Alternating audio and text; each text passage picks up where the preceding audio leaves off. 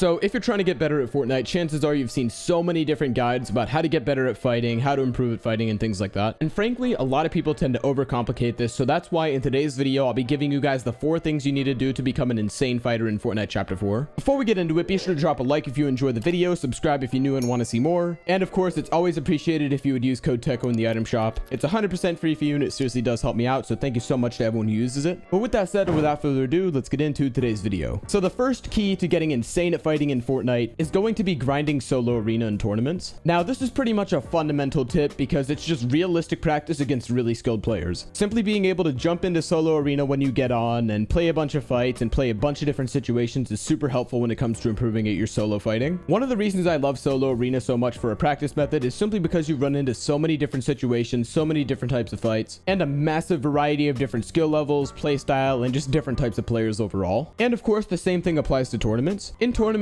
everybody is trying their absolute butt off and they're trying to get placements or earnings or whatever they're trying to get. So in tournaments, you're able to get some serious fights in, get some serious practice in, and also improve at the end game aspects and everything else when it comes to that. So if you're looking to go against really good players who are trying really hard, then tournaments are definitely a good way to practice that. Overall though, the biggest thing that I've noticed with a lot of pro players and people who get insane at fighting is that they spend so much time in solo arena or even duo and trio arena, although they tend to do solos more. So with that in mind, taking some time out of your gameplay to simply run some solos, get some really good fighting in, and just get some practice in is a super helpful way to improve. One big key that I can give you guys here is to be aggressive in fights and don't be afraid to lose points. The fact of the matter is that if you're pushing everybody in arena or you're pushing everybody in a tournament, you're not going to do as well as if you just camped or tried to get, you know, a more balanced playstyle. But when it really comes down to it, if you're trying to improve at the game, if you're trying to become an insane fighter, you're going to have to play aggressive, you're going to have to actively approach fights, and it's going to result in slightly lower performance in terms of your points. But with that in mind, in the long term, if you do lose those points, you're going to gain them back because you'll just become a better fighter. Overall, the huge amount of fights and different situations you run into in solo arena and tournaments are absolutely critical with helping you improve at fighting, and this is definitely the foundation of what you should do for your practice. Moving on from that though, and into the second thing you should do to become an insane fighter in Chapter 4, and this one is VOD reviewing your solo matches. So this one sort of ties into my last tip, which is grinding solo arena and tournaments, because this is simply VOD reviewing those. What this does is it basically just helps you find the mechanical mistakes you make in fights and the various things that you do right and wrong, which will help you improve at fighting if you implement them. For example, let's say you're making constant mistakes in your fights. Let's say, for example, you're missing shotgun shots, or maybe you're doing the wrong edit in a certain situation, or any different number of things. If you simply exit the game after you're dead and you just queue into a new one and don't think about it, chances are you're not even going to realize what happened and you're going to make the same exact mistake next time. But for some reason, just taking that time to reflect and look back on it is super helpful when it comes to basically fixing your mistakes. So overall, VOD reviewing your solo matches is absolutely critical if you're trying to get better at fighting. To put it simply, there are just so many different things that you don't see in the midst of a fight that actually have a huge impact on the result. As well as that, VOD reviewing can obviously also help you find game sense mistakes if you want to improve in competitive. These can be things like the way you rotate, the actual fights that you decide to pick and choose, and just all sorts of different things like that that encompass the competitive side of the game. So even though improving at competitive is not the main focus of this video, obviously that can kind of help with that. Another quick tip I recommend you guys do when you're VOD reviewing your solo matches is to watch your opponent's perspective. It's actually really insightful when you watch your opponent's perspective in a fight because you can see what they actually did right and wrong, and you can see what your actions in the fight actually resulted in for them. For example, if you make a certain edit and you're peeking super hard and they're able to shoot you, you can see exactly why that happened. Or you can just see what your actual moves within the fight resulted in on their side. And overall, it's just really insightful and it's a good way to kind of get a better idea as to what your actions in fights are actually doing to your opponent. But overall, guys, VOD reviewing your solo matches is absolutely critical to becoming a better fighter, so that's definitely something I recommend you guys start doing if you haven't already. So this next point kind of ties into the VOD reviewing point as well, and this one is watching pro players. This is something I've recommended a lot in the past, and it's for very good reason. What watching pro players does is it allows you to find new tricks and strategies to actually improve your gameplay. The thing is, if you're just in Fortnite, you're doing your own thing, you're doing your own practice, you're really not able to find anything new. You're able to get really good at the techniques you use, really good at the different fights that you're used to, but you really won't find any new tricks or new ideas or anything like that. So the reason that I recommend you watch pro players is actually to find new things that you aren't doing that pro players are doing. Obviously, you know that pros are always ahead of the meta and they're basically always the first ones to find the new best tips and tricks and whatnot. And that's why I recommend at least once in a while you hop on a pro player stream, or you can watch their YouTube video or even their event replays within Fortnite and really just watch and see what they do in various situations. You can see the different piece control moves they go for, maybe even the different ways they practice within Fortnite. And really, it can just give you some really good insight as to what the best players in the world are doing, and that can obviously carry carry into your gameplay significantly. What I recommend you do when you're watching a pro player is to grab a notepad or something like that you can write on, and basically just write down everything they do that you notice that actually helps them a lot. So for example, this can be like certain edits they make in different situations, or the weapons they carry, or anything along those lines. Basically whatever you notice that you can implement in your own gameplay. Overall though, one of the best ways to improve at fighting in Fortnite is to simply replicate the way a pro fights, because they're very good at fighting. So definitely take the time to watch some pros. It can be somebody like Clicks, Booga, Mongrel, or any other pro that you like, and take some time to see the different things they do, try to implement it into your own gameplay, and I do think you'll find a lot of improvement from doing that. Moving on from that, and the fourth thing in today's video is grinding 1v1s. Now this is a pretty expected one for an improving at fighting video, simply because it's one of the best ways to improve at fighting. What 1v1s do is they allow you to just get an insane amount of raw fighting and mechanical practice in through getting a ton of fights in. The biggest problem with doing a practice method like arena or tournaments or something like that is that you have a very limited amount of fights you can get into. For example, if you play arena for an hour, you're going to be lucky to get into around like 20 total good fights. That's obviously assuming you're not just dropping 20 bombs consistently. On the other hand, if you grind out 1v1s, you can probably get more, like I'd say probably 60 to 70 fights in an average hour. So let's say you do 5 hours of arena, which is a pretty heavy amount. You'll probably get around 100 fights, and you'll get the exact same amount of fights through about an hour and a half of 1v1s. So obviously you can see why 1v1s are so valuable. The biggest key here when it comes to 1v1s is to find skilled players to go against. I cannot express this enough. One thing you can do is you can hop into a Discord server, for example, like an Open Scrim server or a G2 server or anything like that, and you can find a person to 1v1 there. Or you can even join my Discord server, which is going to be linked down in the description. We have tons of looking for group chats where you can find people to play with. That's whether you're trying to find people for arena, whether you're trying to find people to 1v1 or anything like that. Another option for finding players to go against is just random queues. Most 1v1 maps nowadays have a matchmaking system where you can basically just jump into the portal and find a random player to go against. If you're like a beginner to intermediate player, that's the perfect way to do it, and you should find some people around your level or slightly above. But if you're more like an upper intermediate or advanced player, you're definitely going to want to lean more towards the Discord servers and whatnot, simply because you can find really good players. But it is very important that you find good players to go against in these 1v1s. That way you can actually simulate the people you want to get good at fighting against. Now, when it comes to which types of 1v1s to do, there are generally 3 different types of 1v1s I recommend. These are going to include realistic 1v1s, 1v1 box fights, and 1v1 build fights. Starting off with realistics are basically a pure simulation of a mid-game fight. They give you and your opponent realistic HP, realistic materials, realistic loot, and basically everything is meant to simulate a mid-game fight. The only thing that's really not realistic about this is that you obviously can't disengage and rotate away, and there's also no third parties, so it's basically just a pure one-on-one fight. That being said, it is still a very, very useful way to improve, and if you can find a good person to do realistics against, you can definitely see some big improvement in your fighting. The next method I recommend you guys do occasionally is box fights. The reason I recommend it is because you need to improve your piece control, you need to improve your peaks to be able to actually win fights against good players. And what box fights allow you to do is they allow you to play a bunch of different peaks, they allow you to go for piece control opportunities, and they basically just help you improve your overall close range fighting. So the map that I'm going to give you guys the code to in a minute is the Clicks box fight map, which is basically a small enclosed space. But another option you have, which I tend to do a lot, is basically to just go into a regular build fight map and just build up a little bit, build a platform, and box fight from there. So you'll have one person in the box and you'll have one other person pushing. This is a really good way to practice box fights, and it's slightly more realistic, but I recommend you do a mix of both of those. And lastly guys, we've got build fights. Build fights are probably the one most of you guys are most familiar with. Basically there's just you and your opponent, and you're both building up and cranking the height limit, just trying to get as many shots off as possible. Really, there's not too much explanation that build fights need. They're super helpful when it comes to improving your raw building and editing. Obviously there's not as much close range engagements with it, and it's not as specific to the actual game, but if you're just trying to get better at building and editing, then it's definitely a good practice method. With that in mind guys, I'm going to put a code up on screen to 3 different maps. On top is going to be my favorite realistic 1v1 map, below that is going to be a box fight map, and below that is going to be a build fight map. All these maps have a matchmaking system, so you can find random people to go against, or you can just load up with a friend and practice against them. And overall, these methods should definitely help you improve a lot. Overall though, a variety of 1v1s can definitely get your pure mechanics leveled up, which can carry over into regular fights with enough practice. You really can't replace your solo arena and tournament practice with 1v1 simply because you need to be familiar with the actual in-game situations. But if you're just trying to improve your raw mechanics, your piece control, your aim, your building and editing, then grinding 1v1s is definitely a good way to do that, and that carries over significantly into the real game. But with that in mind guys, that's going to wrap it up for today's video on how to become an insane fighter in Fortnite Chapter 4. Overall, this simple 4-step process should help you guys improve an absolute ton. So whether you're a beginner or an advanced player, you should find some big improvements simply by doing these 4 methods. If you found this video helpful, then be sure to drop a like, subscribe if you're new to the channel and you want to see more Fortnite tips and tricks content just like this, and of course using code Teckoh is greatly appreciated if you want to do that. But with that in mind, thank you all all for watching this video, and I'll see you guys in the next one. Bye for now.